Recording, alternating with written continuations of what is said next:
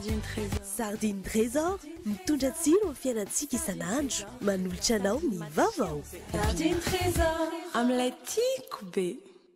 La 4G Batelma vous présente Ny vaovao.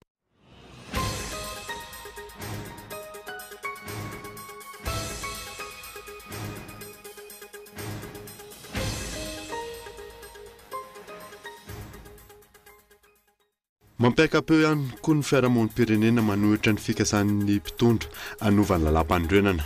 Amin'ny maro, ny fiatrenan'ny fividianana filoham-pirenena amin'ny taona 2024 ny tokony hirosoana. Fiarahamonim-pirenena maromaro no namoaka filazana iraisana tamin'ity androany ity. Isin'ny fanovana tedi-bola ampiasain'ny orinasa-panjakana CIMAD sy Air Madagascar araka ny tapaka omaly tao anatin'ny filan-kevitry ny minisitra. Teboka maro no tokony setriny izany raha ny fanazavana mpahay toe-karena. Vaky ny ady ao amin'ny samy zanaky Betroka tao aorianan'ny tsy fandriam-pahalemana ny sesisesy tany an-toerana. Nilaza ny iraky vavarano androany ary manamafy fa ny fanamboarana foto-drafitrasa sy ny fanabeazana ny mponina ary ny fampiarana ny dina tokana no vahaolana ahafahana mampitsahatra ny tsy fandriam-pahalemana any an-toerana. Tsaony betsaka efa voafeny aretina pesta ary tsy misy intsony ireo namony ainy hoy ny ministry ny fahasalamam-bahoaka androany. Manentana hatrany ny vahoaka tsy hanao dokotera tena ireo mpitsabo indrindra amin'ny finanana kotrima. Maresaka iraisam-pirenena, misy ny fanadiovana atao isampoka any Birmanie amin'izao fotoana izao hoy ny sekretera jeneraly ny firenena mikambana.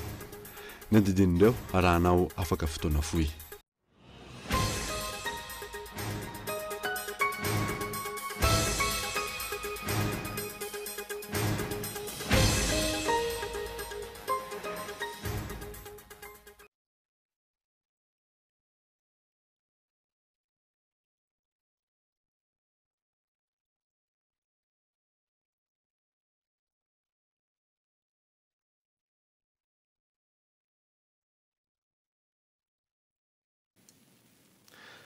Finaritra tompoko lasy sy tompoko vavy manasanao ary anaraka ny fampahalalam-baovao ny Kolo TV hatramin'ny farany. Any ambotsika ny vaovao dia ankoatra ny fanambarana nataon'ny antoko malagasy miaramianga omaly dia nampahakapeo ihany koa izao ny fiarahamonim-pirenena manohitra ny fikasan'ny mpitondra anovany lalam-pandrenana any maro. Ny fiatrenan'ny fividianana filoham-pirenena amin'ny taona 2024 ny tokony hirosoana. Mioramanitra. Fiarahamonim-pirenena miisa 7 no nivondrona nanao fanambarana manoloana fikasan'ny mpitondra anovany lalam-pandrenana ka isan'izany ny CFAFI na ny sehatra fanaraha-mason'ny fiainam-pirenena, ny GEN na ny groupe des experts nationaux, ny KMF CNOE na ny komité mpanaraha-mason'ny fividianana sy ny maro hafa. Nambaran'izy ireo tao anatin'ity fanambarana ity fa mitaky fotoana lava ny fanitsiana sy fanovana lalam-pandrenana raha ny lalàna trano no jerena. Tsy maintsy voamarina aloha fa tsy azo ilana ny fanovana lalam-pandrenana ka tsy maintsy mandinika fandresendahatra avy amin'izay rehetra voakasika izany ny fitsarana avy momba lalam-pandrenana mialohan'ny anapahany-hevitra ny amin'ny tokony hanovanana tsy ny lalam-pandrenana. Tsy maintsy ankahatoavin'ny 3-efatra ny mpikambana avy amin'ny anteny mera tsirairay avy ny vinavina na ny todi-kevitra hanovanana lalam-pandrenana. Raha ny voalazany lalàna, tsy ho ampy hanaovana ny fanovana tsy ny mpitondra ataony fotoana ananan'izy ireo mialohan'ny fifidianana. Ny volana Jolay taona 2024 ny daty tokony hirosoana amin'ny fifidianana manaraka. Nampiatsahivin'izy ireo ihany koa ny fanambarana nataon'ny CFAFI araka ny 9/20 amin'ny lalam-pandrenana fa ny fifidianana filoham-pirenena dia tokony atao 30 hatramin'ny 10 andro mialohan'ny ahatapela ny feim-potoana iasan'ny filoham-perinasa. Ny lalam-pifidianana koa dia milaza fa ny fifidianana rehetra dia tsy maintsy atao ao anelanelan'ny 30 aprily ka hatramin'ny 30 novambra. Noho izany, ny fihodinana faharoa dia tokony atao ny 15 ny volana novambra 2024 raha ela indrindra. Ny fihodinana voalohany dia tokony atao manodidina ny 15 Septembre 2024 ary ny fametraha-pelan'ny filoham-perinasa raha mirotsaka ho kandida izy araka ny 9/20 ao amin'ny lalam-pandrenana dia tokony ho ny 15 Jolay 2024 avy izao. Araka ny fanambarana hatrany, andrasana aloha azo ny ara-dalàna avy amin'ny fifidianana voakitianina ny lalam-pandrenana. Izay no atao raha hitady fitononana ara-politika. Ny fanovana lalam-pandrenana mialohan'ny feim-potoana iasan'ny filoha voalohan'ny Repoblika faha-efatra dia midika ho tsy fitononana ara-politika. Ny fampiarana lalàna izay misy no antoko ny fitononana ara-politika fa ny fanovana azy tampotampoka na tsy amin'ny antony dia hiteraka korontana eto amin'ny firenena. Nanamafy amin'ny tokony anatanterahana ny fividianana filoham-pirenena amin'ny taona 2024 Amerikana araka ny fanehoan-kevitry ny Masivo miasa eto amintsika Robert Yamate fividianana mangarahara malalaka ary andraisan'ny rehetra anjara no tanjona amin'izany miora mandratra. Miazakazaka ny toedrara politika eto Madagasikara amin'izao fotoana izao. Manao lany mety ho fanavana lalam-panorenana nanamafy hatrany zareo Amerikana ny amin'ny tsy maintsy anatanterahana ny fividianana filoham-pirenena malagasy amin'ny taona 2024 araka ny fanehoan-kevitry ny Masivo Amerikana miasa eto Madagasikara Robert Yamate taorian'ny fiainana tamin'ny ministry ny Rarambahiny Omaly. I'm more concerned about the timing of a revision because of the impending and the upcoming election. Ny olana dia fotoana raha mbola nao izany fanitsina lalam-panorenana izany satria erantsika malala fa tokony hisy ny fividianana filoham-pirenena amin'ny taona 2024. Inona mety fiatraikana izay fanavoazana lalam-panorenana izay amin'ny fividianana tokony atao amin'ny taona. Efa manomboka ihany koa ilay fampihavanam-pirenena araka ireny fianianana natao omaly ireny. Eo ihany koa ny fanombohan'ny fanisambahoaka amin'ny taona ho avy eo. Ka izay no mahatonga ahy mametraka hoe ny fividianana filoham-pirenena aloha angamba ny tsara toto-saina satria ny tena misongadina. Ny fividianana tamin'ny 2024 dia azo ambara ho fividianana ny aingana avy amin'ny faneren'ny fianakaviam-be resam-pirenena ihany. Fa ty amin'ny taona 2024 ity no azo ambara fa Madagasikara manokana no mikarakara azy ho amin'ny vahoaka malagasy ho amin'ny firenena malagasy.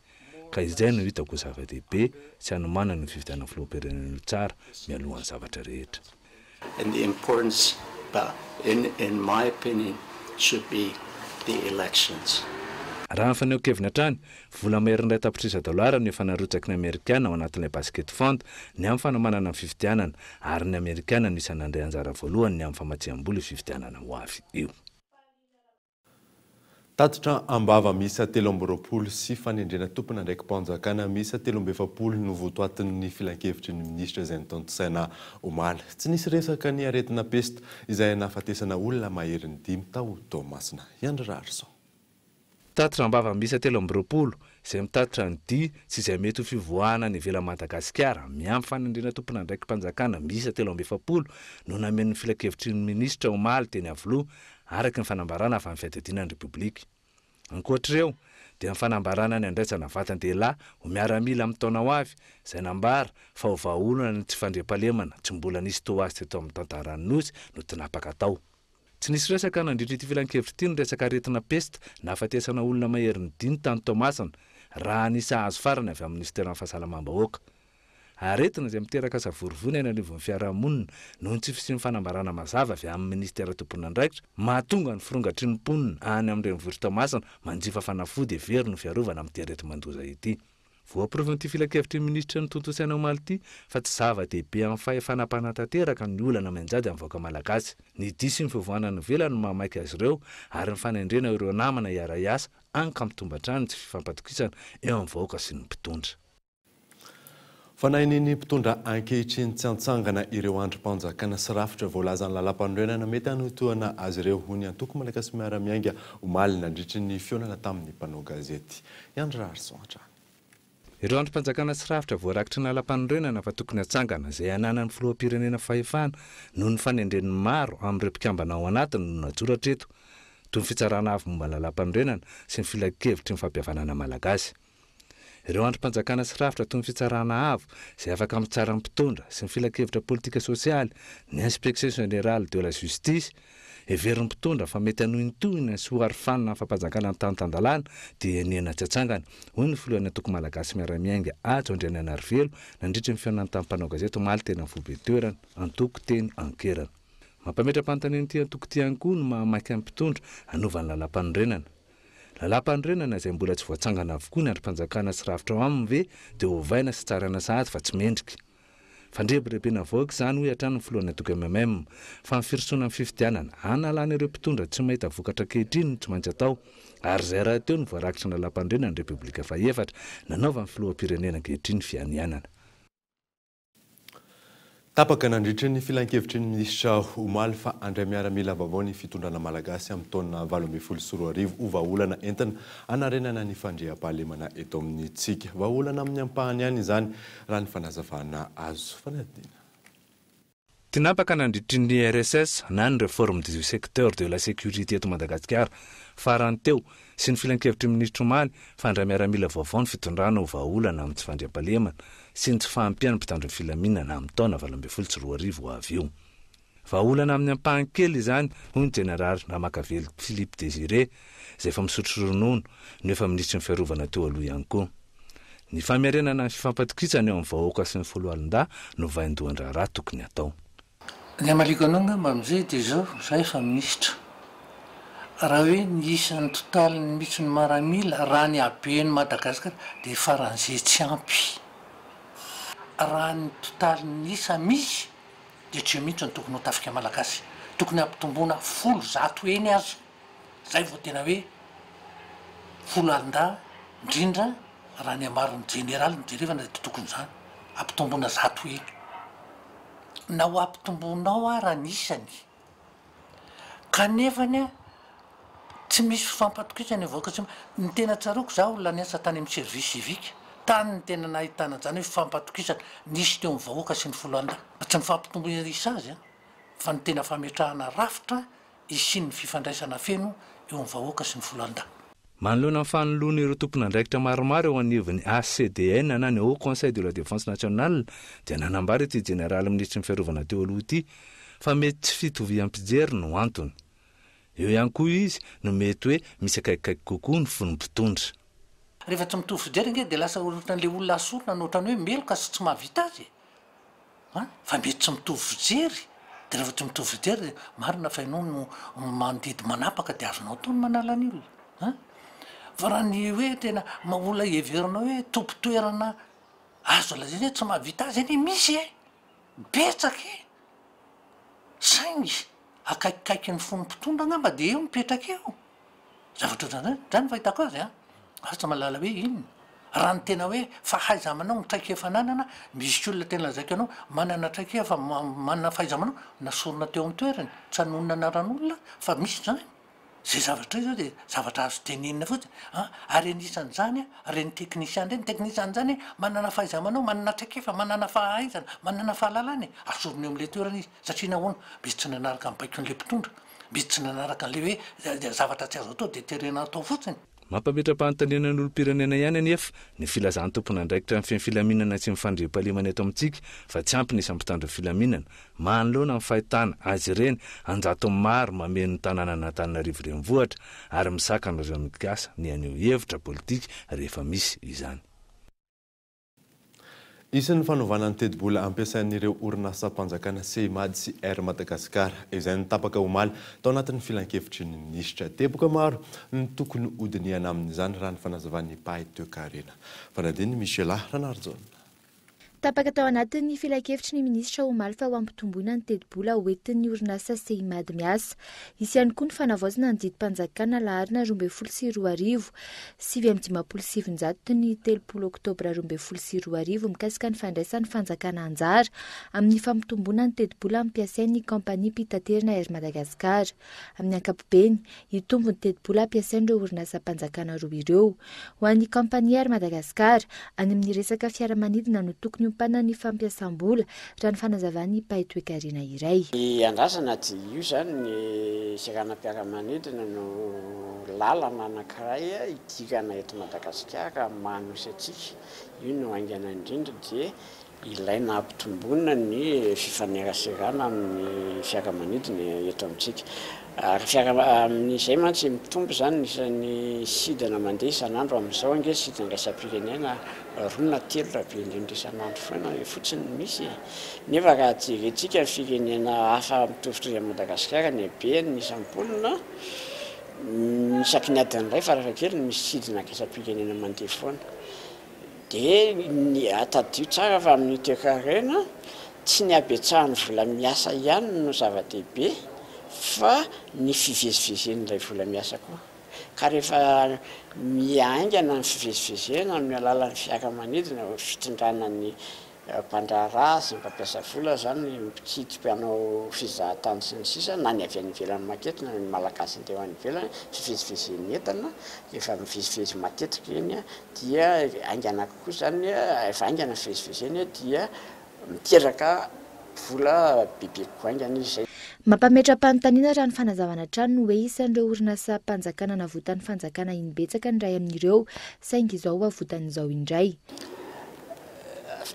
Efa nitotongana foana tokoa ka nefa miezaka ny anarina azy ny fanjakana matony tady an'ilay partenaire stratégique zany aloha hatretra ary io ny taken'ireo partenaire stratégique tsy tena idirany lalina hoe noho ny fiambola fisiany trosa ao amin'ny orinasa io tsy tea maly mivatana ny fanjakana hoe ho esorina ilay trosa ho efana ilay trosa fa kosa amin'ny alalany fampidirana vola miasa ao anatiny no fanampiana ataon'ny fanjakana aminy dia tsy manefa trosa fotsiny ataon'ny fanjakana zany fa mampitombo ny vola ampiasaina ao anatiny zay ny dikan'ilay izy dia amin'izay fotoana izay izy lasa actif circulant zay ny terme comptable malaza lasa active circulant izy dia azo atenaina ny fisian'ny vokatra avy aminy. Raha tsy ahivina isan'ireo orinasa mpanjakana nana ny fanjakana petrabola betsaka indrindra ny kompania ary Madagasikara samy miandro ny vokatra izay fampitomboana ny vola ampiasain'izay ny rehetra.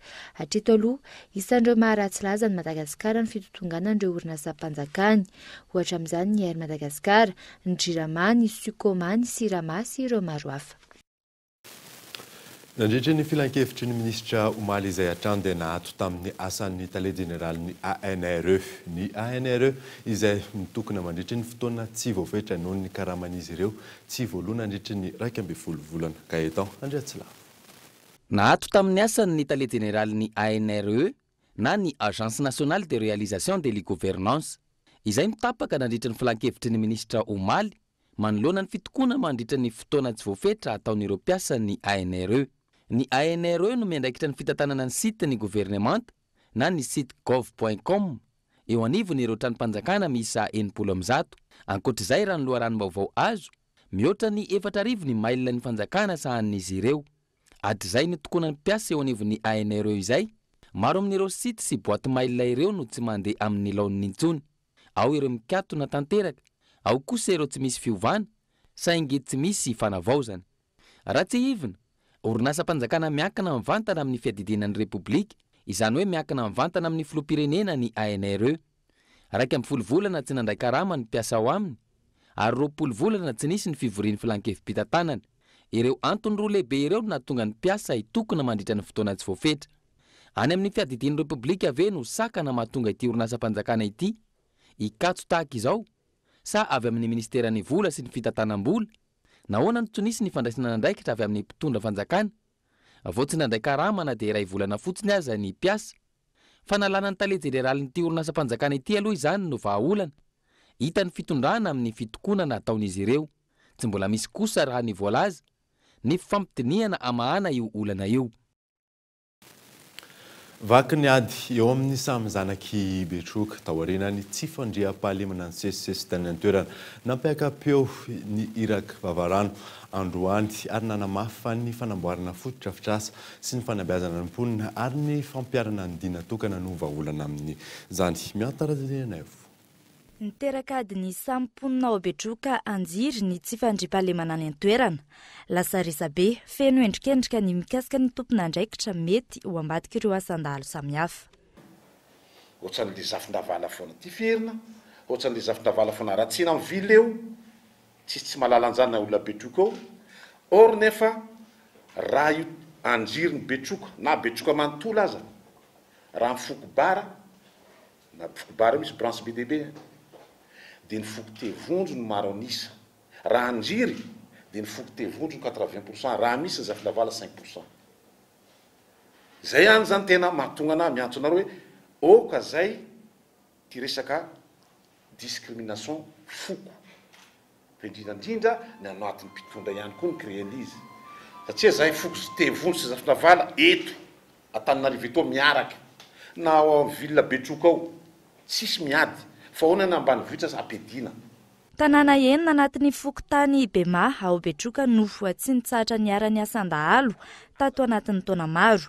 Ianala Mangiza, Befosa, Ambaro, Morafeno, Masaky, Bekininy ary Masoa. Ny taona 2014 omby Amanarivo ny lasa ny dahalo mandidina ny 10 ny olona namoy ny ainy ary nisy ny fandravana tanàna tamin'izany.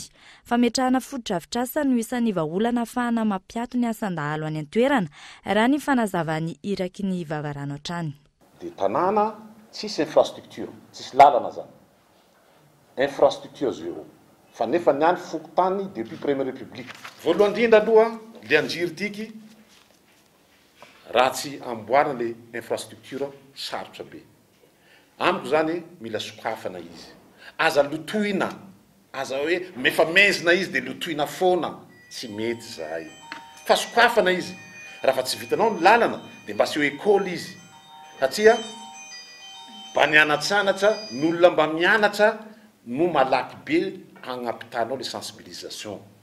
Ankoatr'izay nitaraina ihany koa ireto farany amin'ny tsy fampiny mpitandron'ny filaminana ao Betroka. Raha ny fanazavany teo anivon'ny Zandarmarie-Pirenena, tsy ampy ny isan'ny zandary eto Madagasikara. Zandary iray ho an'ny mponina 540 no misy ankehitriny raha toa ka zandary iray ho an'ny mponina 10 ny any amin'ny firenena hafa. Nahiditra amponja vonjomaiky any Antsohiny be ny tanàna ny Bealana nataorin'ny fitoriana izay nataon'ireo fikambanan'ny mpivarotra ao amin'ny tsenan'ny kominina ny Bealana. Kolokolo sy fanodikodinana vola no antony hampangana azy. Fanampanazavana. Soriaziny fikambanany fahazo tombotra bazary hita ambony poste Bealana. Ka voagatany amin'ny tribunal infizy amin'izao vokatra vonjomaiky mandrapahatongany tribunal amin'ny lakamisy de 21 ho herin'androany zany. Amizay de fitsarana azy. Avoatazo izy amizao zany, miandrivay fitsarana zay, araka ny fitoriana nataon'ny fikambanan'ny bazary Bealana.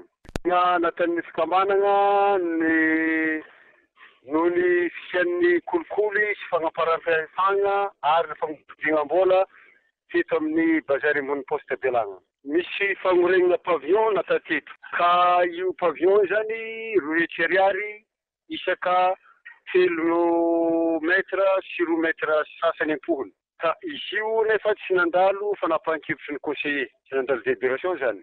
Zay mahita afa misy 80 pavillon zany ny efa tafioriny.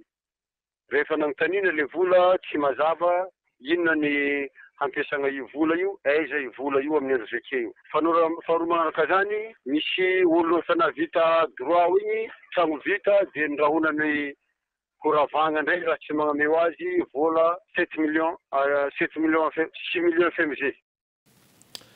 Tsao no betsaka efa voafeny aretina pesta ary tsy misy intsony ireo namony ainy ho ny ministry ny fahasalamam-bahoaka tamin'ity androany ity manentana ny vahoaka tsy hanao dokotera tena ireo mpitsabo indrindra amin'ny finanana kotrim. Kaeton Mandriatsilavo. Lasa loloatra ny fotoanan'ny pesta tamin'ity taona ity hoy ny ministry ny fahasalamana. Na izany azy, efa voafehy io aretina io amin'izao fotoana ary tsy misy intsony ireo namoiny ainy. Mainga be fa mainga fa fizarana fanafody an'ilay contact ny mety mataitra ny olona fa ny olona rehetra izay mifandray tamin'ilay olona voro zany no tsy maintsy amin'ny ohatra ny peste rehetrarehetra lasa loka eny izay izao ny peste tamin'ity fa efa voafeta teraka izao tsisy mahatsony nanomboka voafantana rehetra peste dia efa tsisy mahatsony. Amin'ny tranga tahaka izao na tsy peste ihany aza amporisina hatrany ny fanatonana toeram-pitsaboana. Ny olana mipetraka nefa kehitriny dia ny tsy fampiny ny tompo-pahasalamana. Mampanano sarotra ny fitsaboana ireo efa marary zany, mampanano sarotra ny fisorohana ny fiparitahan'ny valana aretina ihany koa hoy ireo mpanentana ara-pahasalamana. Tena tsy fahampinin'ny hôpitaly reto, tena tsy fahampinin'ny hôpitaly zany andanana izany inge tena naizay anentana raha tena riraka reo satria lavitra tena tsy vita moramora mitsy ampiry kilomètre. Tsy haiko hoe santsena mo tsy misy kilomètre fa dia mandefitra dia rehefa zay ara riraka mandeha mitety an'ilay toerana. Miala maraina eto ohatr' zao am'izao ora amin'ny 12 ohatr' zao tonga any. Fa ny laoko sara tena miaino izy fa zao fotsiny zay ho any tsy ahafahamandro satria lanjaina avy any lefa vo makany amin'ny hôpitaly dia tsy tratra ny ainy. Na eo aza izany rehetra izany, afatra voalohany omeny mpitsabo na izanay izay eto ambonin'ny tany ny hoe tsy tokony anao dokotera tena. Misy fetraikany ratsy eo amin'ny fiainan'olombelona io manao dokotera tena io, indrindra amin'izao fotoana mampalaza ny kotrim izao. Mety hiakatra tapoka ny hafanan'ny olona anankiray. Mety isy any amin'ny tendan'ilay olona ao amin'ny aty tendany eo zany, me mibotsiny izy io. misy eny me mety amy de quink de ny tarehany eny mety mibotsina tapoka ny any amin'ny molotrany eny mety ibotsina tapoka ny aty amin'ny masony atya mety isy ibotsina tampoka zany zavatra zany ary tapotapoka be mihitsy izy io fa tsy ela be ny lelany io mety ibotsina tapoka mety ho lasa maintimainty mety ho sepitra tapotapoka le olona zany hoe rehefa tsy mazaka n'lay kotrim zany hoe mila mitandrina be zany izy io mety ihany kokoa eny amin'ny hoditry ny olona anankiray eny mety lasa maintimainty na mangididy aloha de avao lasa me maintimainty mety ho vokadratsy ny finanana ny kotrim io zay tsy voalanjalanja tsy nameny ny mpitsabo tsy mitovy ny fanafody omena ny olona milanja 30 kilao sy ny olona milanja 90 kilao raha ny fanazavana ankoatr'izay misy olona tsy azo omena kotrim ny tsara ho fatariny atona zany de hoe ny olona misy olona sasatsasany tena tsy mahazo mihinana an'io kotrim io trimétoprime sulfamétoxazole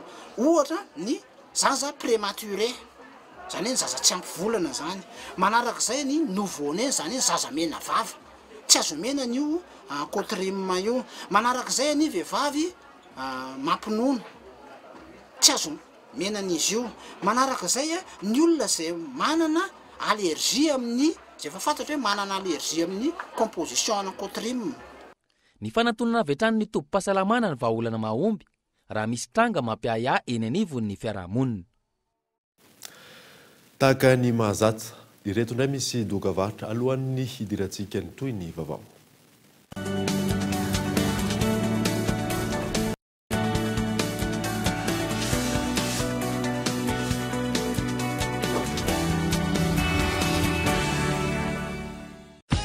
Chez Géant du Meuble, toutes les tendances déco sont réunies pour donner le temps à votre intérieur. Salon en tissu à partir de 2 500 000 $. Pour agrémenter votre mobilier, pour concevoir, aménager et décorer votre salle à manger de manière originale, découvrez de nombreuses idées innovantes dans notre showroom. Et notre large choix de chambres à coucher pour une pièce cosy et design où coexistent l'intime et le repos. Géant du Meuble, bien moins cher, bien chez soi. Géant du Meuble, Tanzbat et Béorirk, téléphone 22 571 73. Promo rentrée. La fibre Baitelma est à seulement 249 000 $. Partout à Madagascar, vite installé. Illimité. Ultra rapide. Seulement à 249 000 $. La fibre Baitelma, c'est maintenant. Telma, numéro 1 de l'Internet à Madagascar. Plus qu'une identité, c'est une valeur. Plus qu'un choix, c'est une passion. Le Salon de l'Auto 11e édition, organisé par le GCAM au CCI VAT du 5 au 8 octobre 2017. Nouveautés automobiles, rencontres professionnelles, achats de véhicules et accessoires. Participez à la tombola SMS en envoyant Salon, Auto, Espace, non complet au 034 34 00 777 et gagnez une voiture neuve. Sponsor officiel, Telma. Partenaire officiel, BNI Madagascar, Total Madagascar. Le Salon de l'Auto 11e édition au CCI VAT du 5 au 8 octobre 2017.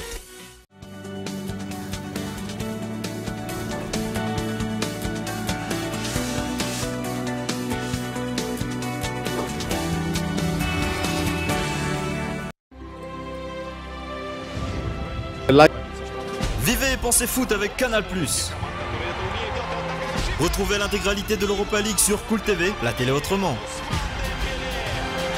De l'action, de l'émotion et surtout du suspense. Quelle équipe sera sacrée championne pour cette saison? Ce jeudi à 21h15, Atalanta vs Everton. Soyez au rendez-vous. En exclusivité sur Cool TV.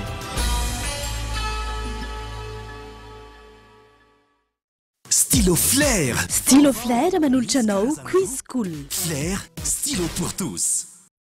Shoprite ny mora indrindra trany manolotra anao quiz cool.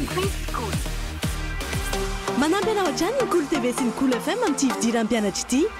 Ndao ilalao araka aminay fa bonda sady 200 000 $ maro no zarainy. Tsotra fotsiny, alefa amlarana 032 32 007 04 ny soratra hoe Cool. Miampy anaranao feno sy ny adresinao. Fisarihana lehibe no karakarain'ny Cool TV FM amin'ny zoma 2 amby 20 septembre ho avy izao ka mandraisa anjara sao ianao ilay tsara vitany. Lamba tsara midiran'ny mpianatra miaraka amin'ny Kolo TV sy Kolo FM. Panoany Shoprite, Stylo Flair. Miverina eto amin'ny fampahalalam-baovao isika ho fanohizana ny ezaka efa fanao isan-taona amin'izao akatoko ny fidiran'ny mpianatra izao dia ny komuna Masindray indray no nandalovan'ny fikambanana vehivavy malagasy miara-miainga noho ny fangatahana tantsaha any an-toerana no nanaovana izany. Mikaela Ramanla. Amin'izao fidiran'ny mpianatra izao mitaraina amin'ny fahalafosan'ny vidin'ny kaheny ray aman-drenin'ny mpianatra ho an'ny ety amin'ny tontolo ambanivohitra. Tsy ho zaza iray na roa ihany no ampidirin'izy ireo mianatra fa misy hatrany amin'ny 5 na 9 no ampidirina an-tsekoly. Hetsika ho fanampiana goavana manoloana izany no nataon'ny VMMM teny amin'ny komuna Masindray tamin'ity androany ity. Ie, mba manampy aloha nanomana zany fa kelikely ihany fa mbola tsy tena feno satria ny anazy zaza efatra mianadahy mianatra dia ny roa aty amin'ny 16e ny roany amin'ny EPP. Le izy zany ainareo izy zany mba hoe miraharary zany le vidin'entana dia izay ny itiavana azy satria izay olona tsy manana olona mpamboly zany izay e. Tombony loha aminay manokana dia hoe mahafinaritra fa raha mitoy ny ohatran'izao mbo mahamaivamaivana anay amin'ilay ety ambanivohitra ary ny zavatra ray koa marina fa atao hoe misy ihany ny zakanay fa raha misy ny zakanay dia ny zavatra tiako tenena mahafinaritra. Mirary dia mirary zany le vidin'entana raha mihoatra ny eny tsena fa misaotra anareo tonga taty zany satria misy fihenam-bidy betsaka le izy amin'ny ina moa izy teo amin'ny resaka arabola satria raha ohatra hoe raha le vidinakay zany zao raha misy fiantraikany aminay satria mora le izy. Taorian'ny hetsika fivarotana fitaovam-pianarana mora tamin'ny herinandro lasa teo tamin'ny komuna maro manodidina ny Antananarivo dia ny komuna Masindray tamin'ity androany ity. Amidy mirary ny kahe sy ny stylo ary ireo fitaovana rehetra ilain'ny ankizy an-tsekoly. Anjatony maro ireo fianakaviana nahazo tombony tamin'izany. Taoriana ny vato zany dia teto Masindraindray izay ny vehivavy malagasy miara-miainga androany noho ny fangatahan'ny ray aman-dreny moa zany dia nandalo teto izay nanao an'ity tsena fivarotana fitaovam-pianatra amin'ny vidiny mirary ity. Manatanteraka koa ny programa sosialin'ny antoko malagasy miara-miainga. Antony nanaovana izao hetsika izao koa dia fahatsapany vehivavy malagasy miara-miainga fa manana andraikitra eto amin'ny firenena ary koa mitondra ny anjara birikinay izay ho an'ireo ray aman-dreny amin'izao fidiran'ny mpianatra izao. Mbola mitoy ny hetsika amin'ny herinandro ka ny alatsinainy izao izay dia ny alatsinainy mery mandroso any vato. Mbola maro ny toerana olalovan'ny fikambanana hanomezana fanampiana ireo ray aman-drenin'ny mpianatra. Ezana ho tratrarina avokoa ireo tanàna maniry ny andalovan'ny vehivavy malagasy miara-miainga amin'ity fiahiana ny mpiarabelona ity izay hetsika efa antaonany maro no nanaovana azy. Manambahiny ny sampana fampahalalam-baovao amin'ity alina ity va iny tompotrano any tsy zany fa Élisée Boutoirson zay tompona andraikitra eto amin'ny Kolo TV FM miarabanao tomoatsoa eto amin'ny sampana fampahalalam-baovao amin'ny maha tompona andraikitra aminao miresaka fandarana eto amin'ny Kolo TV ina ny zava-baovao etinao. Ya mialohan'ny zavatra rehetra angamba dia aleo izahay arahaba-ny Davida dia arahaba ihany koa ny mpijery sy mpanaraka tsy tapaka ny Kolo TV amin'ity hariva ity. Ie misy vaovao tokoa ary vaovao mahaliana antsika rehetrarehetra satria dia ny fanatanjahantena izay ankafizin'ny malagasy indrindra aloha zany araka ny inona moa atao tanisana statistika zany dia ny football na hoe ny baolina kitra no resantsika eto. Marina tokoa zany satria azony Kolo TV zany ny alalana fa azona mandefa ny Europa League ray manontolo amin'ity saison 2017 ity amin'ity fotoana ity amin'ity topikatroana zay moa zany ny saison 2017 ity dia zay aloha zany vaovao be ho an'izay mpakafy foty ho an'izay mpanaraka tsy tapaka ny Kolo TV ihany koa. Ina moa le Europa League zay UEFA Europa League moa no fahafantaran'olona anany. Ya ny Europa League ho an'izay mbola tsy tena ao anatin'ny tontolon'ny foty tsara moa zany satria maro ihany koa moa zany ny karazana championnat zay mivoatra any amin'iny continent européen iny izy io moa zany ataoko hoe raha ohatra ka kilasiana le izy amin'ny fikilasiana ny championnat misy any Europe dia ny ataoko hoe faharoa zany ny Champions League ny voalohany zany hoe ny club mahay indrindra isaky ny firenena européenne no manao fifanitsanana dia tafiditra any amin'ny Champions League dia ho an'izay tsy tafiditra any amin'ny Champions League kosa indray no manao amin'ny Europa League dia ny anisan'ny antony safidian'ny Kolo TV any Europa League ihany koa moa zany satria misy an'le bandy malagasy le ankizy latsika iny any manao amin'io Europa League io dia tsisy zany moa zany fa i Anissé Abel zay moa ny anaran'le raha namana anankiray iny dia anisany moa zany anisan'ny antony ny safidianana an'izy io ka izy io ity fandefasana ny Europa League ray manontolo ity zay matcha tsy latsaky ny lalao tsy latsaky ny 10 eo zany no arahintsika zany hoe 15 match zany dia tanteraka izy ity dia noho ny fiarah-miasa amin'ny Canal Plus Madagascar zareo moa zany no manome alalana sy mampita ny sary manampy any Kolo TV fampitana ny sary azafady any tokantrano tsirairay avy any. Efa niteny moa ianao hoe ny antony ny safidianantsika anazy teo ahoana kosa ny fandaharam-potoana?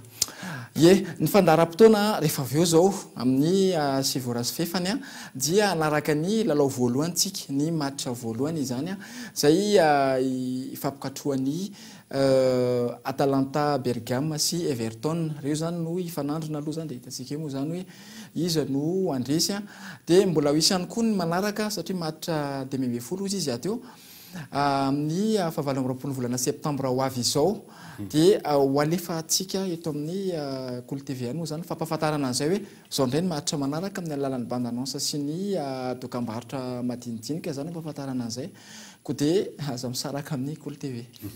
Amaranantsika anazy afaka mafisinao ve mahasamihafa ny efa niteny ihany ianao teo fa afaka mafisinao ihany mahasamihafa ny UEFA Champions League sy UEFA Europa League satria be dia be ny manafangaro ireo satria na amin'izay anaran'izay fotsiny samy misy le UEFA sady samy any Europa daholo ihany ireo fifananana io atao.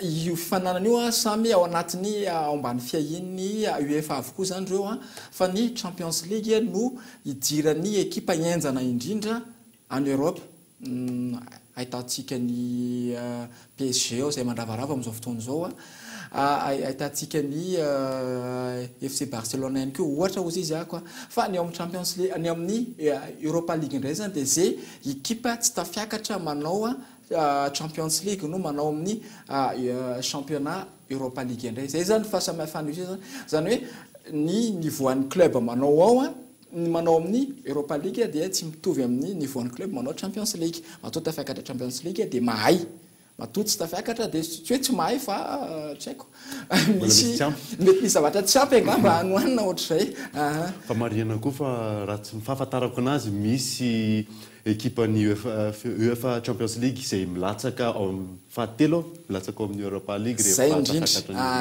indrindra voalazanao tena zay ka voalazanao tsara mihitsy koa dia entanina zany nareo tsy saraka amin'ny Kolo TV manomboka androany fa dia andefa ny UEFA Europa League izay eto amin'ny fandaharana ny fandaharana zay moa ny programmation dia rehefa avy eo apatsevika ihany fa amin'ny 7 sy fefany alina no anarantsika an'izay match voalohany zay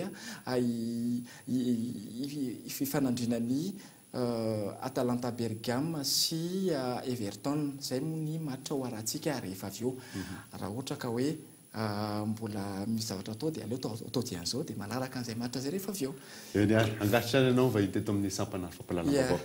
Ny tompoko saotra ny David ihany koa dia saotra nareo mpijery. Taranja tsipika nety be kosa indray dia tonga androany teny vato ireo atleta malagasy tompon-daka ny Afrika farany teo voapirofo amin'izao fa manana ny maha-izy azy isika amin'io taranja io marojona.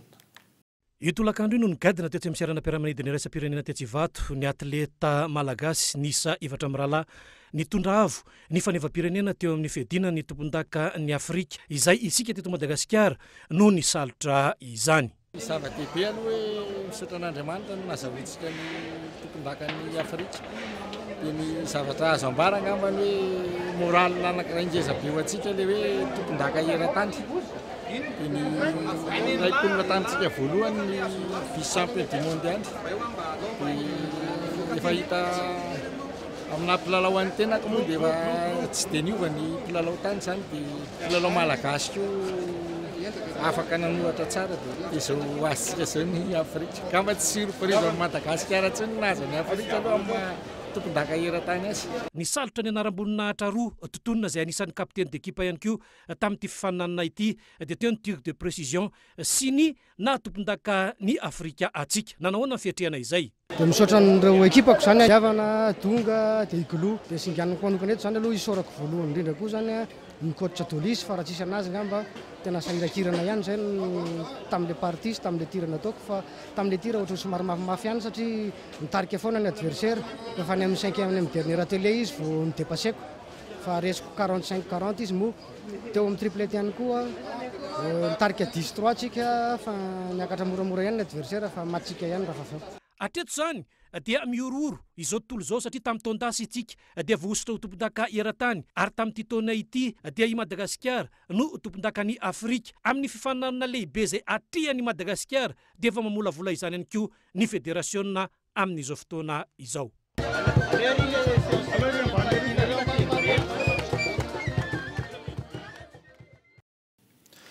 Tontolo ny fanatanjahantena izay hatrany dia natomboka androany teny amin'ny gymnase couvert Mahamasina ny andiany fa 40 amin'ny fifaninanana paralympique Ligue folo no nanohana ny antso manorana Efson.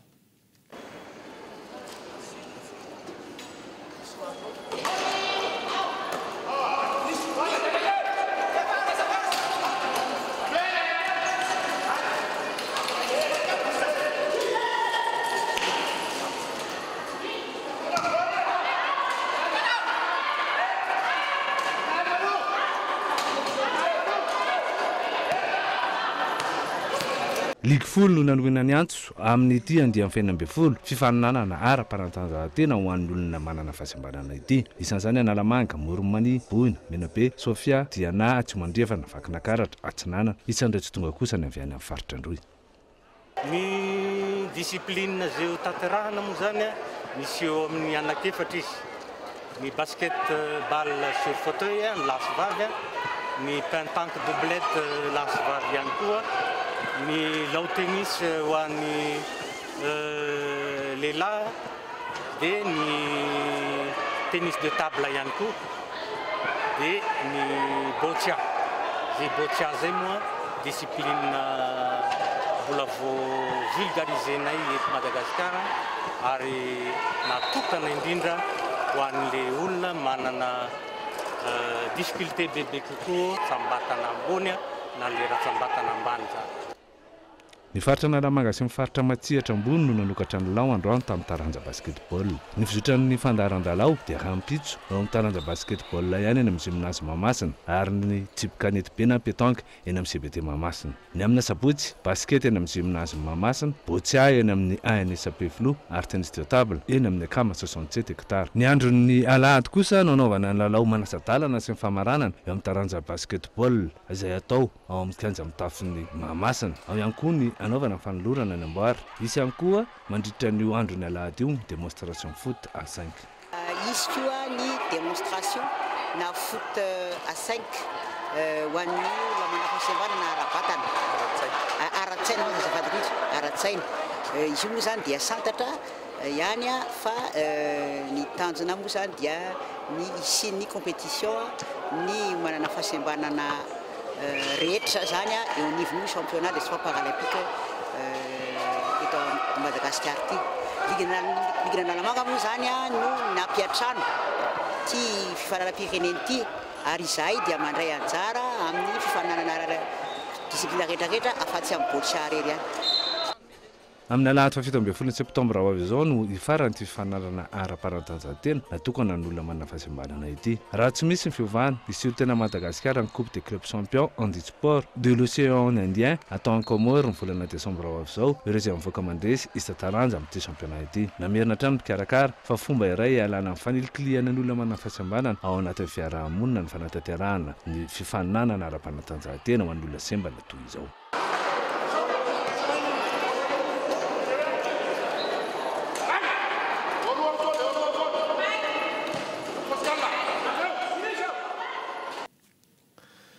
Maresaka iraisam-pirenena kosa indray dia misy ny fanadiovana atao isam-poko any Birmanie amin'izao fotoana izao ho ny sekretera jeneraly ny firenena mikambana fa ny indiny eo amin'ny sarin'ny France 24.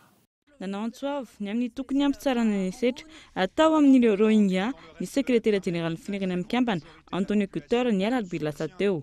Tokony atsatra ny herisetra ary tokony hajaina ny lalàna ho hiatrana ny sekretera jeneraly ny firenena mikambana. Mpino silamo mahery ny efatretsy avy amin'ny foky Rohingya no ny sopinenana mba hialokaloka ao Bangladesh no ny herisetra miatra amin'izy ireo. Ireto mpino silamo reto izay isan'ny vitsanisa indrindra ao Birmanie. Manolona izany, nisy ny fivoriana maika nataon'ny filakevim-pilaminana eo anivon'ny firenena mikambana ao Malalarby. Tsy maro toerana no ito zavatra io ny fitondrana ao Birmanie amin'izao fotoana izao. Tsy mbola fantatra mazavatra eto ny mety ho fanapahan-kevitry ny mpitondra mikasika ireo mpino silamo vitsanisa izay voatohitohina ao Birmanie ireo. Alohan'ny sarahana daverina aminao ireo vaovao nisongadina tamin'ity alina ity.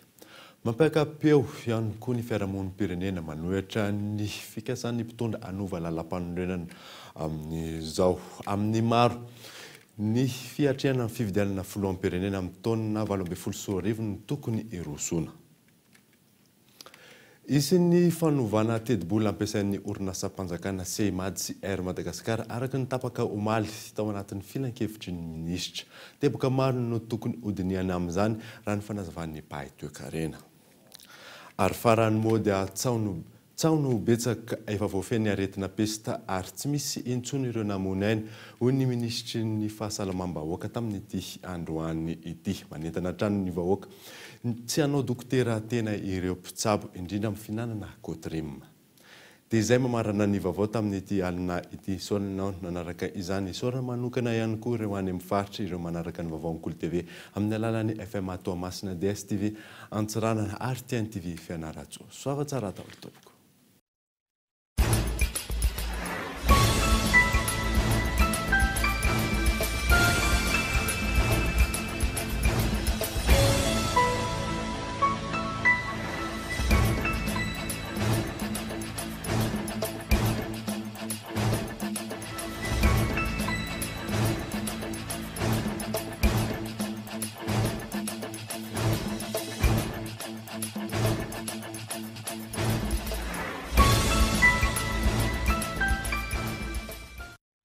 La 4G Baitelma vous a présenté Ni Vaovao.